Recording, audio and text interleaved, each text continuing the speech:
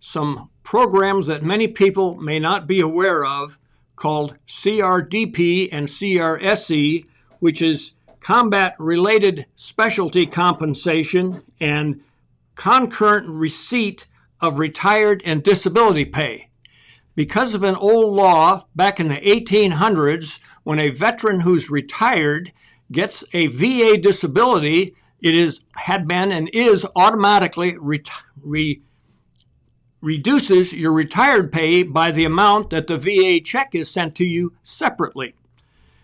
However, these two laws came into effect in 2003 and 2004. Let me briefly discuss the CRDP, which is Concurrent Receipt of Retired Pay and Disability. Now, many of our veteran organizations have been fighting for decades to try to overcome this law back from the 1800s that you could not get both VA pay and your retired pay. And this accomplished this partially, not in full amount, so they're still actively trying to get all of it. But the CRDP requires your VA disability to be over 50%. And that, of course, is also automatic. And that is to say, you do not have to do anything about it. It will just automatically restore to your retired pay what the CRDP is. You must have over 20 years of active service for that to go into effect. However, the other program, CRSC, has some advantages in that, first of all, it is for less than 50%, and secondly, it is tax-free. However, there is a little stipulation here in that it must be applied for, and that's the one I want to talk about today. The CRDP, if you get over 50%, will automatically go into effect by the DFAS, whereas the CRSC must be applied for. And I have helped veterans do this here now in the Sierra Vista area for close to 15 years.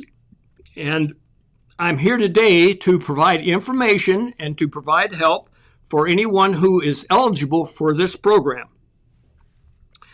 Now, the difference is that if you're getting CRSC instead of just two checks, that is to say your retired pay and a VA check, they give you three checks because you get your retired pay, your VA check, and a CRSC check. So, like I said, this one also goes down to the 10% area, and there's several veterans I have assisted who were 40% and just under that 50%, and they did not know about CRSC. So it is, even though it's combat related, it is surprising what is combat related. One of the things, first of all, from Vietnam, there are 14 presumptive conditions that are automatically give a VA disability that's considered combat related. And I will give you some examples. One of them is diabetes. And that starts off at 10% if your diabetes is controlled by diet, 20% if you have to take pills, and 30% if you have to go on insulin to control your diabetes. And of course, associated with things like diabetes, there are also all kinds of other maladies that crop up that are attributed to the diabetes, and they also would be covered. But then there's other things such as hearing.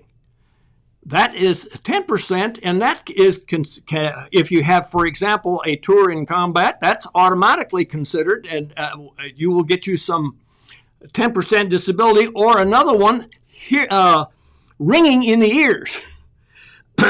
And yes, there are greater ones, for example, like from Vietnam and from the Agent Orange issue, the 16 presumptive ones that come from the Agent Orange, ischemic heart disease. That one there happens to be a biggie at 60%. So as I mentioned earlier, CRSC must be applied for. And that goes to your individual service to review the information and then send on to DFAS. And to try to assist veterans in doing this, they established a ambassador program back in the 2005 timeframe, of which I have become and been a CRSC ambassador here in Sierra Vista since about 2007. At one time, I had put out a number of newspaper articles and also was on the radio to do that. It is totally a volunteer job, and I haven't been terribly active in that other than asking veterans whenever I see one who I thought might be eligible if I can be of assistance. However, today I'm putting it out in a more open forum, such as we're talking about today. There are state reps that will do this out at the VA cemetery. They will help you do this also. In fact, they used to have a fellow there that always referred people to me, and I was glad to be of assistance. And then I would meet with them one-on-one to accomplish this. But let me talk a little bit more about this eligibility criteria. The first thing is you must be receiving a VA disability. And you must be, of course, get military retired pay. And of course, that then normally is reduced by that amount. But and with regard to the combat-related issues, it can be 10% down to 10%. As I mentioned earlier, if it's 50% or over, they will automatically put you on CRDP. And there is a difference chart that talks about these, and if that can be just kind of shown up now on some of the a matrix that shows the difference between a CRSC benefit and the CRDP pay. So both of them are considered a full concurrent receipt. And of course, the CRDP did have a 10-year phase-in. However, that 10 years has long expired. The main difference between the two is the fact that the CRSC is tax-free, and that's why it results in a third check. In fact, when I first started helping veterans, it was a little confusing. They were over 50%, and they didn't know that about the CRSC, but they were getting the CRDP, and you cannot get both. So in the process, then, we quickly discerned that there were things that they could apply for CRSC, and it was more beneficial. And if selected, of course, not selected, if eligible, you will get a message every January asking which do you prefer to stay with, the CRSC or the CRDP. And some disabilities, of course, are not combat related, and it may be that puts you into a better category of and getting a greater disability. So to help fill out that application, it's a 4-page application, which sounds like a lot, but when you get down to actually filling it out, most of it is just asking for very simple information about name, rank, horsepower, serial number, all those kind of things, and then it's only one key paragraph, and that's on the 3rd page, that basically says, how did this happen? And then that's the main thing there. And of course, for example, just proving that you're in Vietnam, your DD-14 will establish that, and you just need to put down the information that's on the DD-14, and that you were in such and such a unit in Vietnam at such and such a dates. And that was in the DD-214 will obviously be the follow-on evidence. Now, there are other things required to be submitted, and that's all covered also. But basically, it's the DD-214, and they will want to look at your rating decisions and your retirement orders, and to make sure that you're drawing retired pay. So most veterans organizations can help you do this. Most of them are now familiar with that, and certainly the folks out at the cemetery there that are state employees, that is also in their on their agenda to help people do that. But it also can be done independently by yourself, which is what I ended up doing when I first came to town, because there was nobody that knew anything about the program back in 2005, and I knew I was eligible. So then as soon as I found out about the ambassador program, I quickly volunteered for that and have been doing that ever since. So now to continue on this discussion, there is an interesting thing associated with CRSC also, and that is there's a 6-year look back. Now, there is no look back when you go to CRDP, but there is for CRSC. And so, yes, you may only have a 10% disability, and yes, that may only be, let's say, $140 a month. On the other hand, 6-year look back, that's 72 months times 140, and now you're talking over $10,000 tax-free. So anyway, submitting this then, the timing on that used to be they had the results back in 6 to 8 weeks. But that was back in the 2007, 8, 9 time frame. Now it's 15 to 18 months. On the other hand, the time starts just like your VA disability, and that is the day you submitted the information. And so then there will be catch-up periods, and you will get paid for all of the foregoing and the 6-year look back. And so people then get a rather substantial check all of a sudden. How do you get help on this? I already mentioned about the going to the Veterans Organization or myself, and I'm going to give you my phone number, 425-327-2887. That is a cell phone I normally have with me. Please don't call after 9 at night. But anyway, I will be glad to explain more to you or be glad to meet with you either here at the Veterans Center or at a location that's agreeable to the both of us, which I have done many times in the past for many veterans in the area. Or you can go online and find out more. And let's see, that can be, is that posted someplace there on the online? Let me read it to you. It's the www.hrc at army.mil. And if you call this number, 1-866-281-3254, that will put you in with the human resources, and then you have to hit 1 to get in with the human resources folks, and they will then be able to help you also if you choose to do it by phone. So now, there is no CRDP at all for those who do not have at least 20 years in. CRDP, notice I mentioned. You have to have over 20 years for that one that's over 50% in the CRDP. Now, they added an additional law in 2008, and the additional law is for combat-related things for those who have less than 20 years.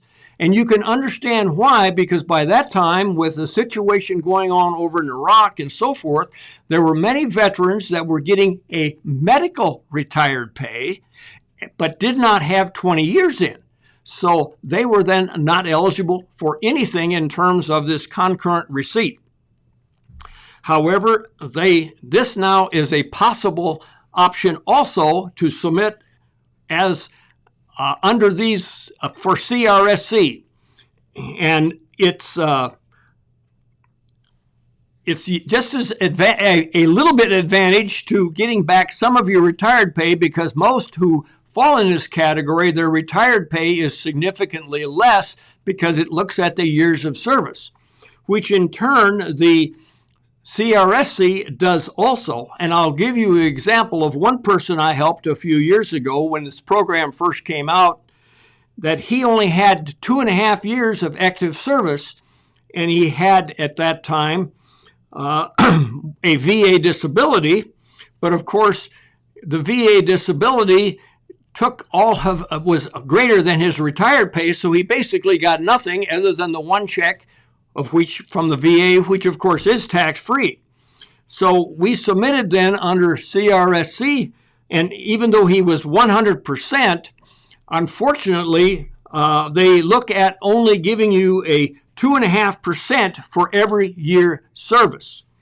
And he had, at that time,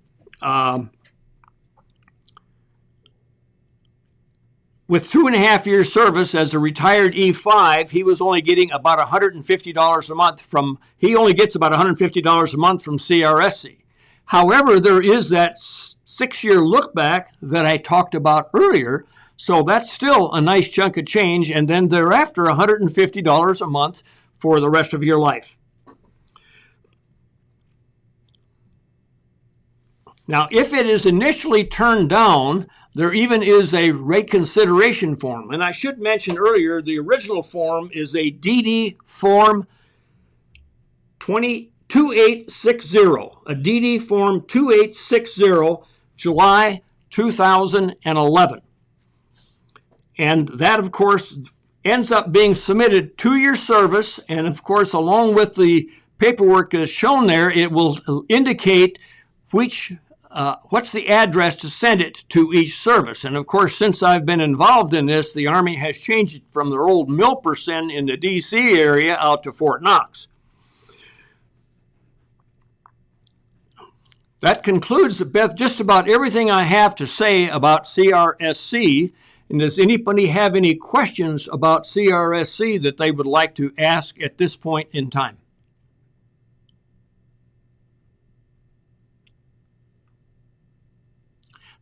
Very well. I will continue on and talk briefly about another state program that I had been on the board of called the Military Family Relief Fund. Now, this is a state program, and it's funded by state taxes, and the average citizen a family can get $400 off from their state taxes by giving to this particular fund. Now, it is capped at the state level at $1 million, and it used to sell out by early December. And I have been on the board for 6 years, although I haven't been on the board now for the last 2 or 3 years. And this program then will give up to $20,000 to any, deployed veterans, and you have to, however, submit bills for that, unpaid bills, and then they will pick up and pay those bills for you up to the amount of $20,000. There have been some changes. The criteria previously indicated that you had to have been deployed since 2004, but I know there's some other programs because they wanted to make it more widely available to other veterans through that program and others. And this, again, though, is a state program, and of course it is tax-free, as well as the people who submit $200 per individual or $400 for a couple, they get to take that off from the top of their taxes. Arizona is a unique state, and of all the states I've lived in, it is the only one that has programs like this where you can give money away that literally reduces your taxes. In other words, it is you directing where your state taxes goes to. And that's all I have to say about the Military Family Relief Fund at this point. Anybody have any other questions on this? Okay, that concludes about all I have to say this day. And I thank you very much for your time, and God bless.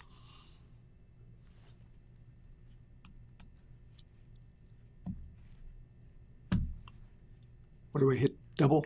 The blue box. Yep. Do you see it at the bottom? I didn't get it. Finish.